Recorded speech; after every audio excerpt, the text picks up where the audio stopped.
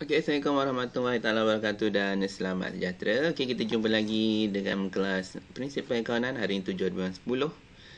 Okey, semoga semua-semua awak dalam keadaan sihat dan walafiat.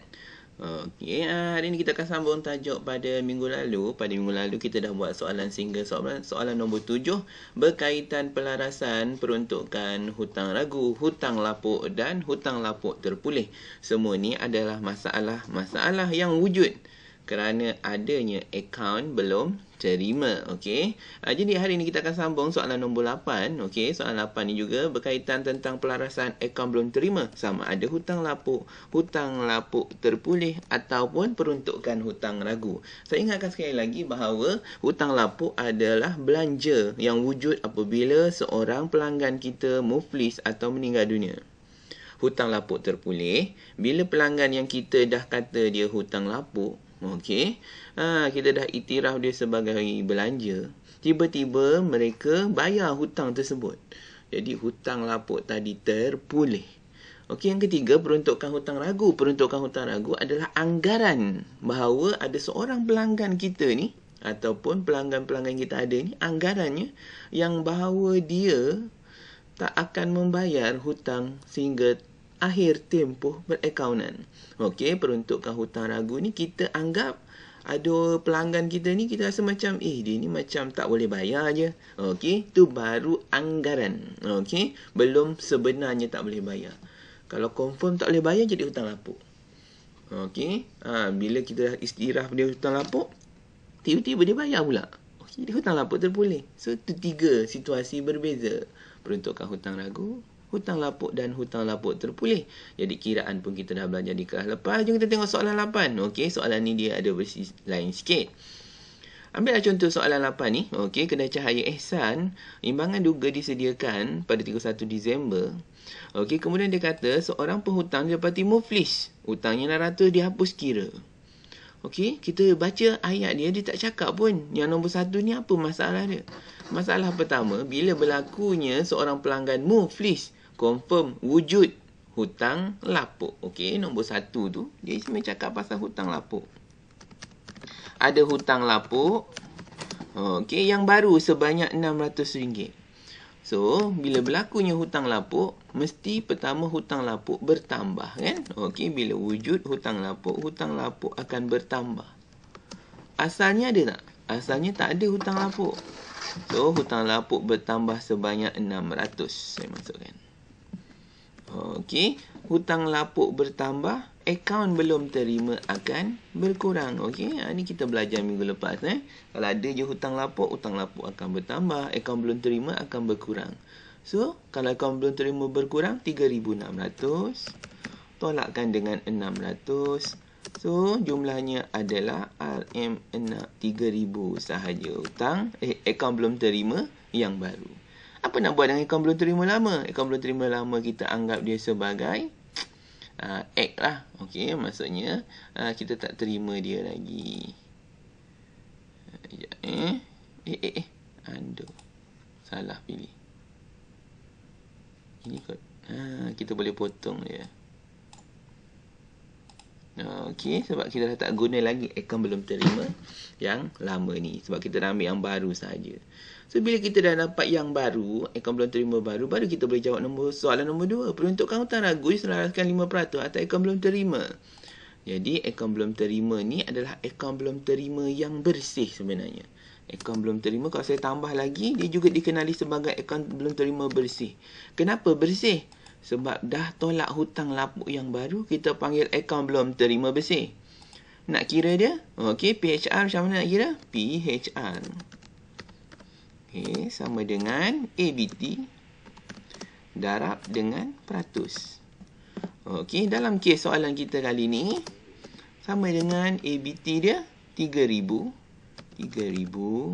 Kita darabkan dengan peratusnya dekat sini, dia kata 5%. 5%. Dapatlah jawapan. Okey, so saya keluarkan kalkulator.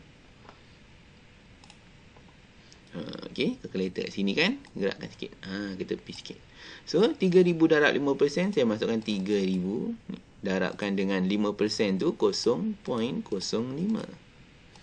150. Kita dapat PHR dia adalah RM150. Okey, itu tak ada masalah lah. Okey, tapi kita baca dekat atas. Dekat atas dah kasih dah PHR 300. Mana yang betul? Yang bawah ni betul. Okey, yang kita kira baru ni betul. So, yang atas ni tersilap. Kita boleh potong. Okey, yang atas ni silap. Kita potong dia. Ya, macam tu kita ambil yang baru. Alang-alang kira PHR mesti kena kira yang kedua. Adakah PHR ini bertambah atau berkurang? Kalau kita tengok dekat sini, yang baru 150 kita kira, yang lama kerani kira 300. Maksudnya PHR tu berkurang. So tulislah pengurangan. Hutang ragu. Okey, hutang ragu. Okey, sama dengan RM 300 tolak 150. So, jawapannya 150. Okey. Settle. Okey, settle masalah tersebut. Simple je. Okey. Soalan nombor 8. Okey, petikkan imbangan duga berikut dia ambil daripada, turun bawah sikit soalan 10. Okey, dia ambil daripada buku perniagaan Ciah. Okey, pada 1 Disember 2017. Okey, so tak ada masalah lah. Okey, ada satu soalan berkaitan tentang imbangan duga yang kita kena betulkan. Kerana ada pelarasan peruntukan hutang ragu. Dia kata PHR diselaraskan 5% atas akaun belum terima. Okey, fine, tak ada masalah. Okey, jadi bila kita diminta kira, kita kira lah. Kita kira PHR dia berapa 5% tu kita kira. So, dekat sini peruntukan hutang ragu. Bila kita nak kira PHR, okey, sama dengan akaun belum terima 14,500. So, 14,500. Okey, darabkan dengan persen dia 5%. So, kita masukkan 5%. Jadi, kita dapat jawapan dia RM. Calculator. Okey. 14,500. 14,500. Okey, darabkan dengan 5%, 0.05. Tu dapat 725. Jadi peruntukan hutang ragu dia adalah 725. Betul tak? Okey, betul 725 confirm. Okey, 725 ni bila kita kira yang baru, kita dapati atas ada PHR dekat imbangan duga. Kan saya cakap kita potong yang lama sebab ni silap, kerani kira silap. Okey, kerani tersilap kira, so kita potong. Okey, yang kerani silap kira. Kita masukkan yang baru.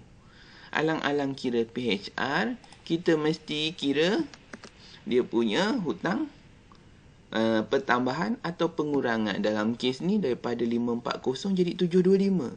So, bertambah lah. Jadi, tulis penambahan hutang ragu. Okey, sama dengan berapa? Okey, jom kita kira Kita guna kalkulator. Daripada 540 jadi 725. So, 725 tolak 540. Jumlah alamak, tersalah pula. 725 tolak 240. So, dapat 485 dia bertambah. Apa 240? 540. One more time. 725 tolak 5540. Okey, 185 dia bertambah. So, tulis sini penambahan hutang ragu RM 185. Okey. Macam tu. Jadi dah siap. Tapi dia nak apa lagi ni? Okey, dia suruh masukkan dalam akaun untung rugi dan penyata kedudukan kewangan. So, kalau nak masuk dalam akaun untung rugi, nak masukkan dekat mana?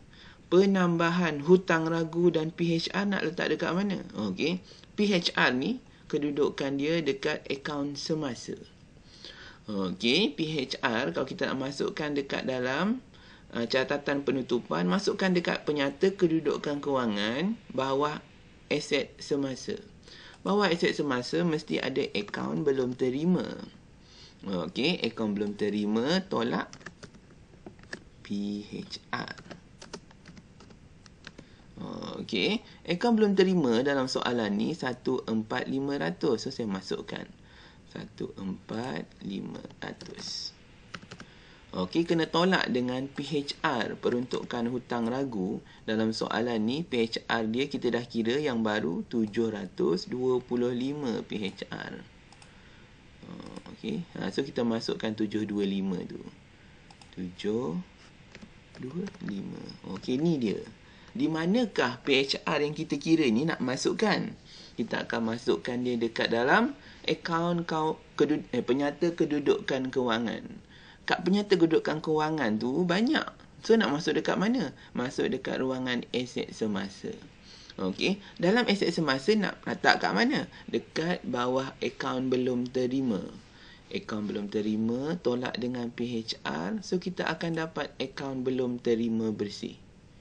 Okey, jadi kalau dalam contoh ni, kalau saya nak masukkan, okey, saya masukkan jumlah dia ialah, nanti saya jelaskan lagi 14,500 kita tolakkan dengan 725.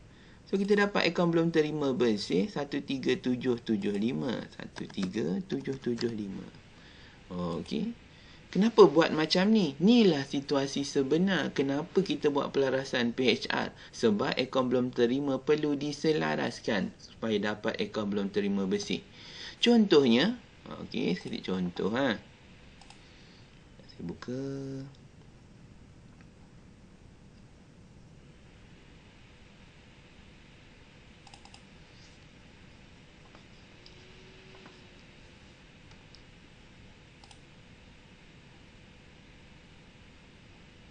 Okey, kita tengok dulu ni penyata kedudukan kewangan tanpa pelarasan ni. Okey, tanpa pelarasan, bila kita buat penyata kedudukan kewangan, kita ada aset bukan semasa, kita ada aset semasa. Aset semasa yang kita masukkan stok, akaun belum terima, bank dan tunai sebelum ni. Okey, so sekarang ni akaun belum terima ni tak tolak PHR. Kenapa tak tolak PHR? Sebab belum belajar lagi.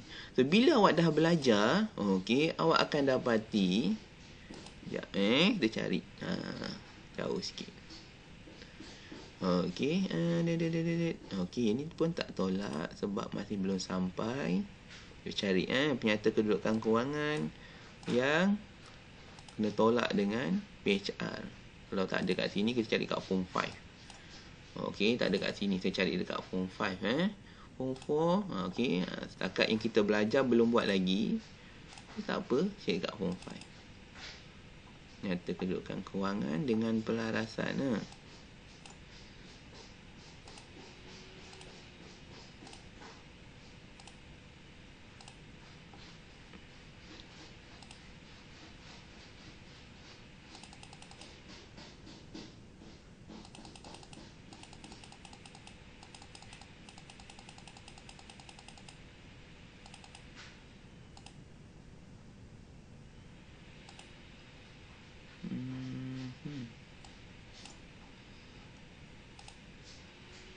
Oi, tak jumpa. Okey, mana saya nak cari soalan ni yang sesuai okey, tak apa, kita tengok dekat buku teks mungkin ada. Okey, nak cari contoh ni. Contoh macam mana kita nak buat penyata kedudukan modul ulang kaji ada ke? Okey, alhamdulillah modul ulang kaji ni ada. Okey, so saya tunjuk dekat sini. Okey, dekat sini ada satu soalan. Kemudian soalan ni dia tunjukkan satu penyata kedudukan kewangan. Okey, dah masuk aset bukan semasa. Okey, aset bukan semasa dah kira. Aset semasa ada akaun belum terima. Tu akaun belum terima. Okey, tolak PHR. Dapat akaun belum terima bersih. So ni situasi macam mana nak gunakan peruntukan hutang ragu dalam penyata kedudukan kewangan, sama macam kita belajar hari ni. Okey. Ni nampak kita masukkan dekat bawah aset semasa ada akaun belum terima, tolak peruntukan hutang ragu. Dapat akaun belum terima bersih. Okey, so satu settle. Yang kedua, penambahan hutang ragu. Penambahan hutang ragu ni nak letak dekat mana? Penambahan hutang ragu ni dia letak dia dekat belanja. Kalau penambahan, belanja. Kalau sebelum ni kita kira pengurangan. Pengurangan ni dia masuk dekat hasil. Okey. Dalam akaun untung rugi ada untung kasar tambah hasil tolak belanja. Okey, soalan ni untung kasar 10,200. So kat sini 10,200 untung kasar. Jadi kita nak tambah dekat hasil ke nak tolak dekat belanja? So kat sini kita kena tolak dekat belanja. Okey, penambahan hutang ragu maksudnya belanja. Letak kat sini penambahan hutang ragu. Okey. Letak jumlah dia. Jumlah dia 186,186. Okey, macam tu contohnya. Okey, masukkan di ruangan belanja. Okey, ambillah contoh dekat dalam soalan ni ada ke tak ada. Okey. Ada soalan yang ada soalan tak ada. Okey. Kedudukan macam ni. Okey, tengok kat sini. Okey, ada akaun perdagangan dan untung rugi. Okey, kita ada contoh akaun perdagangan dan untung rugi. Sekejap Ini akaun perdagangan dan untung rugi. Akaun perdagangan untung rugi ni ada jualan, tolak kos jualan, dapat untung kasar. Sama macam kita kan, dapat untung kasar. Tambah hasil, tolak belanja. So, belanja ni tengok dekat bawah. Ada ni pertambahan hutang ragu. See? Pertambahan hutang ragu letak dekat ruangan belanja. Okey, inilah dia pelarasan akaun belum terima. Pelarasan akan beri kesan kepada penyata penutupan. Sama ada dekat akaun penyata kedudukan kewangan ataupun dekat akaun perdagangan dan untung rugi. Jadi, pelajar belajar pelarasan supaya dia tahu nak masukkan dekat mana. Okey, pelarasan tersebut. Okey, sama ada pelarasan susut nilai. Okey, sama ada pelarasan peruntukan hutang ragu, kita mesti tahu nak masukkan dekat mana. Okey, kalau contoh ni, tengok kalau susut nilai sebelum ni kita belajar. Susut nilai, okey, tu dia masuk dekat belanja susut nilai. Okey, di akaun perdagangan untung rugi dan juga dia masuk dekat dalam susut nilai terkumpul ni. Okey, penyata kedudukan kewangan. Itu kesan dia pelarasan. Pelarasan ni akan beri kesan pada PKK dan juga beri kesan kepada akaun perdagangan dan untung rugi. Sebab tu kalau kita kira pelarasan, alang-alang kira PHR saya cakap, terus kira penambahan atau pengurangan hutang ragu. Kalau sebelum ni, saya minta awak kira susut nilai, alang-alang kira susut nilai, terus cari susut nilai terkumpul. Sebab satu daripadanya akan pergi PKK. Okey, PHR akan pergi penyata kedudukan. Ya, PKK. Okey, penambahan hutang ragu ni akan pergi ke akaun perdagangan untung rugi apur. Okey, macam tu. Kita tengok soalan nombor 11 ni, awak mesti boleh buat lah. Okey, maksudnya soalan 11 ni awak boleh try buat. Okey, dia kata dekat sini ada satu imbangan duga. So, ni imbangan duganya kan. Okey, imbangan duga ni dia katakan kat sini ada perniagaan Dinesh. Okey, dia nak kira peruntukan hutang ragu nak diserahkan 3% atas penghutang bersih. Penghutang bersih ni saya tukarlah kepada akaun belum terima bersih. Akaun belum terima bersih. So, awak kena kira akaun belum terima darabkan dengan 3%. Dapat nilai, awak masukkan dekat dalam akaun untung rugi dan juga masukkan dekat penyata kedudukan kewangan. Sama macam saya catat. Simple je. Okey, sama juga dengan soalan nombor 12. Cuba awak try buat. Okey, selesaikan masalah nombor 12 ni. Nombor 12 dia kata, okey, awak ada satu imbangan duga. Kemudian kan, dia suruh kita kira penentukan hutang ragu. Awak kira lah PHR. Masukkan dalam penyata kedudukan kewangan dan juga penyata akaun perdagangan dan untung rugi. Okey, semoga berjaya. Okey, saya hantar soalan sehingga soalan 13. Jawapan boleh buat dekat sini, type terus. Okey, jawapan terus buat jawapan dekat sini, ruangan kerja ni yang saya telah sediakan. Kalau siapa buat dekat kertas, tak payah salin soalan, terus tulis jawapan pun boleh. Okey, terus salin jawapan dia. Okey, yang ni tulis tajuk dia, awak nak ringkas akaun untung rugi kan. Terus tulis macam ni lah. Ruangan seperti inilah. Okey, kedudukan apabila kita telah mengira peruntukan hutang ragu. Okey, dan penambahan atau pengurangan hutang ragu, macam mana kita nak pindahkan dia kepada akaun untung rugi dan penyata kedudukan kewangan. Okey, semua kerja saya akan hantarkan ke dalam grup. Okey, kemudian boleh PM personal kepada saya jawapan dan isi kehadiran. Itu saja kelas untuk hari ini. Assalamualaikum warahmatullahi taala wabarakatuh. Hai.